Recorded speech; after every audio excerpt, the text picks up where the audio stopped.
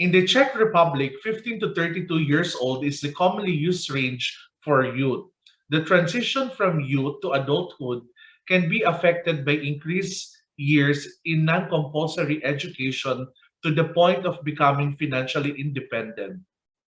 With the fall of communism and the Velvet Revolution in 1989, the experiences of youth in the post-revolutionary Czech Republic have been recognized as useful markers of cultural, political, and social trends.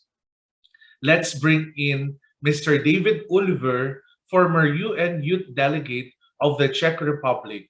Thanks for joining us this evening. Thank you for having me. Let's start the Global Affairs Insider. How did you represent the youth sector of the Czech Republic to the United Nations for several years? Rayron, once more, thank you for having me, and hello from Canada. To your question, I was elected as a youth delegate of the Czech Republic in 2017, together with my colleague, Ms. Petra Sikorová. And we were elected by the Ministry of Foreign Affairs, Ministry of Education, and a Czech Youth Council all together. All of them has one vote. We were youth delegates for 16 months. And during our first 12 months, we have represented Czech youth in the United Nations in a New York office, and also in some meetings of EU youth under European Youth Forum in Brussels. And during these 12 months, we were not only in the United Nations representing youth, for example, by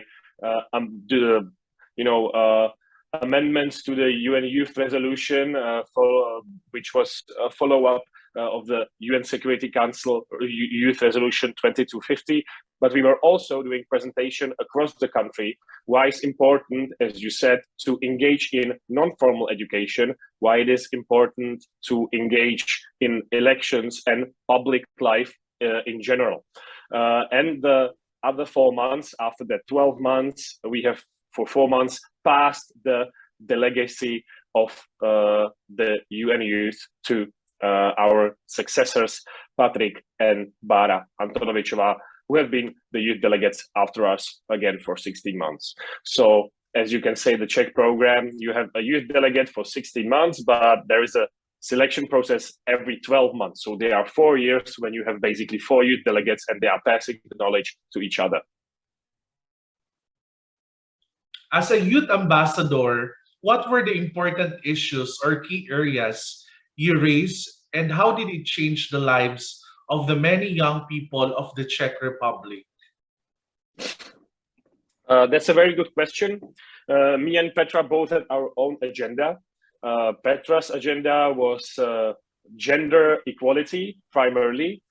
Now he worked for the ombudsman, which is the protector of rights in Czech Republic. So I think she made a very nice career, starting with her UN youth experience. She promoted that by doing seminars, by talking to stakeholders, and actually trying to make young people aware of there are some problems with inequality and that gender inequality exists, and we have to tackle it by, for example, behaving ourselves differently, or, for example, by supporting women into many positions, for example, in the state sphere during elections, or by diversity in private firms. My personal topic was youth unemployment, which was a very interesting topic, as Czech Republic is one of the countries with the smallest amount of, with lowest percentage of unemployment and youth unemployment as well. So I wanted to do some seminars and presentations in the United Nations as for an inspiration for other countries, how they can tackle unemployment, especially youth unemployment. So I basically, that was my top priority during my stay in United Nations and also in Prague, and I promoted that by creating a website and creating possibilities for non-formal educations, for non-formal education for youth people in Czech Republic, so they know where can they go, for example, to the website, and have information of how can they proceed with their life, and etc. etc. How will you encourage the younger generation to play their role for the larger community? I think this is the question we have posed ourselves with Petra every day when we went to the presentation with young people. We were always asking us, how can we make them to engage? And I think the best way how to make people engage is by example, by leading them and saying, okay, look, we are, for example, doing some stuff, extracurricular stuff in our free time, and we feel this is rewarding, and this is and it helps us in our private life as well. It helps, as what we say, we had a very nice saying that when you actually are helping others, it's not only the others who get the help, and you are not only giving something to the society, but you are also giving something to yourself, because you improve yourself as well. Then the society improves, and then maybe a bit too naive, but then the whole world improves, when you start actually helping the others. So I think this is the way to youth engagement, to giving the examples, because I believe that almost everyone I've met in Czech Republic was really enthusiastic, wanted to help, wanted to do something. It's only important to show them the channels by which they can engage, and when they have this information and it's easy to engage, I think almost everyone will do his part. What lesson you learned representing your country in the various UN assemblies at the headquarters in New York? I could spend so many time on this question, Rayron, because I've learned so many things. So I don't want to maybe enumerate all of them, but the most important thing I learned is cooperation with other colleagues, and sometimes maybe patience during negotiation, because really the long and tough negotiation, that takes time. What is next for you?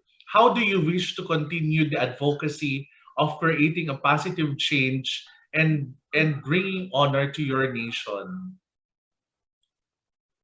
That is a really nice question. What is next for me? Currently, I'm representing my childless university in Canada at McGill University of Law. I am here as an exchange student for 1 semester. But what's next in my career? What next to represent my nation?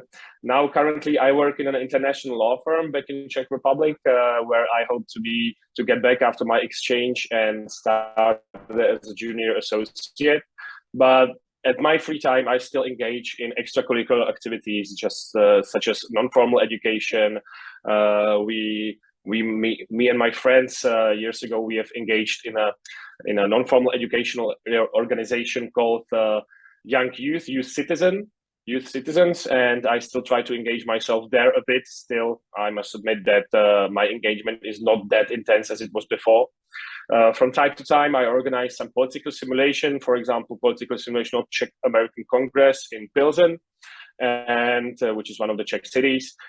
So I still try in my free time to engage myself and to do something for my nation. But as I chose the career in law, I pursue my career there.